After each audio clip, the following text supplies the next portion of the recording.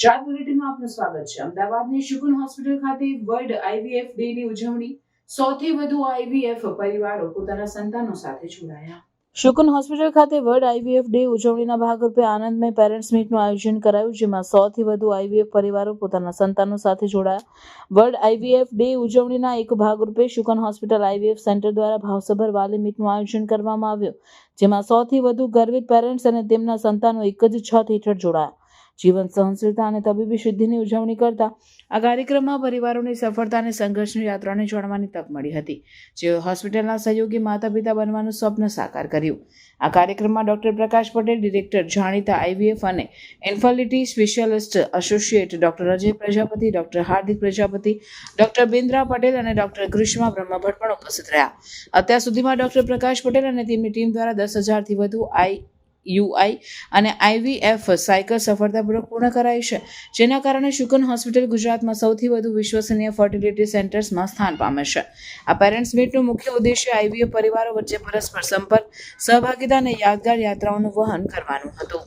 Doctor Prakash Patel, Sukoon hospital અને IVF centre થી world IVF day 25 જુલાઈ એ નિમિત્તે શુકુન હોસ્પિટલમાંથી અમે એક સેલિબ્રેશન રાખેલ છે, જેમાં 100 કપલ્સ થી વધારે અમે અહીંયા સેલિબ્રેશનમાં ભેગા થયા છીએ, જે ઘણા બધા સમયથી 10, 15, 20 વર્ષ પછી પણ જ્યારે બાળક ના રહે ત્યારે ફર્ટિલિટીની ટ્રીટમેન્ટ જે આઈયુઆઈ આઈવીએફ કર્યા પછી જે સંતોષ મળે છે કપલનો, એના માટેની આનંદની લાગણીઓ માટે અમે ભેગા થયા છીએ।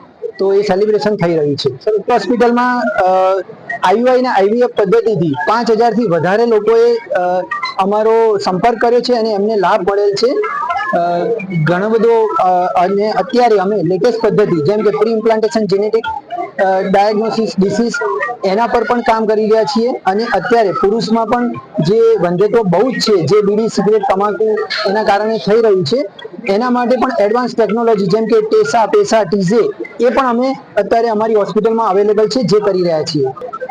જનરલી આજે અમારા સેલિબ્રેશનમાં એ જ મારો મુદ્દો હતો।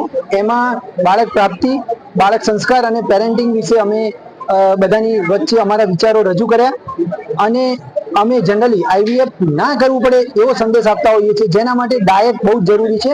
Hygienic nutritious diet, tobacco, alcohol આપણે દૂર કરીએ, લઈએ નહીં, બીડી, સિગારેટ, પોલ્યુશન, રેડિયેશન જેટલું બને એટલું ઓછું લઈએ। આપણે અત્યારે ઘણા બધા મોબાઈલનો બહુ જ ઉપયોગ કરે છે, જેનાથી રેડિયેશન અને આપણો ટાઈમ પણ એમાં બહુ જ રહે છે, એના કારણે માઇન્ડની મનોસ્થિતિને બધું ચેન્જ થાય છે। લોકો રાત્રે બહુ જ જાગતા હોય છે, જે બધા જ વસ્તુથી હોર્મોન્સ ઉપર ઇફેક્ટ પડે છે, જે હોર્મોન્સના કારણે આપણે આ ઇન્ફર્ટિલિટીનું પેદા થતી હોય છે પરિસ્થિતિ। તો એના ઉપર પણ અમે આજે અમે ડિસ્કશન કર્યું। વર્ષનો બાબો એક્સિડન્ટમાં એક્સપાયર થઈ ગયો હતો, એટલે એમનું બ્રેન ડેડ થઈ ગયો હતો। પછી અમે ઓર્ગન ડોનેટ કર્યા બાબાના, હાર્ટ, લીવર, પેન્ક્રિયાસ, કિડની એ બધું કર્યું। પછી અમારે આ ડોક્ટર પ્રકાશ પટેલ શકુન હોસ્પિટલનો સરનામો મળ્યો, પછી અમે ત્યાં ગયા, પછી ત્યાં ડોક્ટર સાહેબ અહીંયા અમારે સલાહ આપી, અને પછી આ 2 બાળકો અમારે થયા આઈએફથી। કેવું રહ્યું તમારે? હવે અમારા માટે તો પહેલા તો બહુ તકલીફદાયક હતું, પછી ડોક્ટર સાહેબને મળ્યા, અમે પ્રકાશ પટેલ સાહેબને મળ્યા, પછી એમને અમારે સલાહ આપી કે આ તમે આઈએફનું કરો। પછી ડોક્ટર સાહેબે ખૂબ જ મહેનત કરી અને એનું પરિણામ સારું આવ્યો। ભગવાને એક લીધો, 2 કરીને આપ્યા। શું કહેવા માંગશો? આવું એક્સિડન્ટ થાય છે અને બ્રેન ડેડ થાય છે તો ઓર્ગન ડોનેટ કરવું જોઈએ, અને બીજાને કોઈને લાભ થાય। આપણો બાળક હવે જાય જ છે, પણ કોઈનું ભલું થાય। અનિલ કુમાર પંચાલ છે, અને હું ગાંઠોડી અમદાવાદનો રહેવાસી છું, અને પ્રકાશભાઈએ આજે સરસ મજાનું આયોજન કર્યું, એમનો ખૂબ ખૂબ આભારી છું। સાચું કહું તો એક ડોક્ટર તરીકેના બધા જ એમણે લોકોના સપના પૂરા કરેલા છે।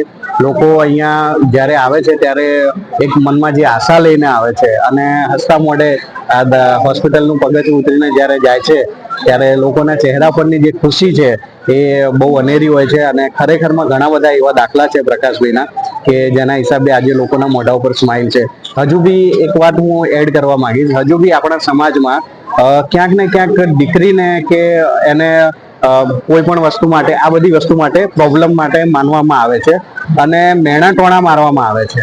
હું એક વસ્તુ જરૂર એડ કરીશ કે જ્યારે ભગવાન અત્યારે છે, હું એ વસ્તુ એડ કરીશ, કારણ કે જ્યારે નરસિંહ મહેતાના મેણા ભાગવા માટે જો ભગવાન અવતાર લઈ શકતા હોય તો અત્યારે પ્રકાશભાઈ રૂપી ભગવાને અવતાર લઈને દીકરીઓના મેણા ટણા એ દૂર કરેલા છે. અને પ્રકાશભાઈ ઉત્તર પ્રગતિ કરતા રહે, કારણ કે મારા દીકરાનો જન્મ થયો ત્યારે બહુ ક્રિટિકલ કેસ હતો. 8મા મહિને મારી વાઈફને કમળો થઈ ગયો હતો અને સાહેબે જે કેસ બચાવ્યો એટલે થેન્ક ગોડ. અને ભગવાનનું રૂપ છે Prakashbhai. Thank you so much.